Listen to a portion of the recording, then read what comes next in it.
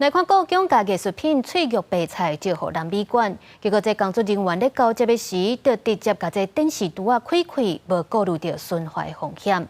另外，故宫南院的库房也佮传出互人乌白走入去。针对这寡疏失，故宫的院长肖宗宏今仔日有去到立法院质询，强调因年底就会定出相关的流程甲规范，嘛会来处罚违规的人员。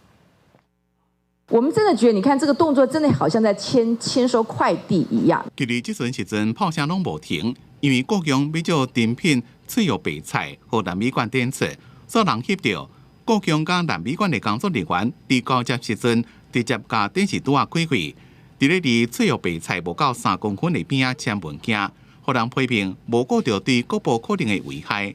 故宫院长肖宗宏催陪到立法院质询。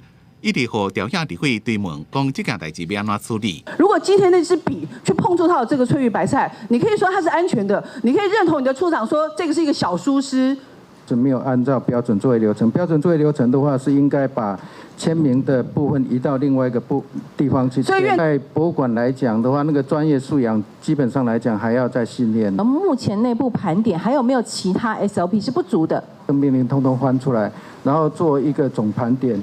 所以这个部分的话，我想我们在年底的话会有一个故宫的法令汇编。另外，针对故宫南面的库房被指控讲互人撞入去，肖宗宏强调，要入去库房一定要甲原因、时间、名全部互首长。这边的状况是发生伫咧内面无文物的空的库房，因为厂商派入去的人无伫咧原本提报名单内面。 会依照规定严格处罚。考纪会惩处的话，5月6号他们呈报上来，结果我们那个主席、副院长把他退回去了，要他们重新调查、重提惩处名单。因为虽然是一个空库房，可是对于一个专业的博物馆，这是不能容忍的。你会关心行政院是不是为故宫的降级伫咧做准备？肖宗宏强调，故宫的组织改造是行政院的权责。照目前来看，程度若是伤过大，对故宫不利。 另外，对于我日抗了，伊是毋是留任？肖宗宏讲，也无被正式定选意见，若是会使，欢迎甲大家继续做伙拍拼。记者综合报道。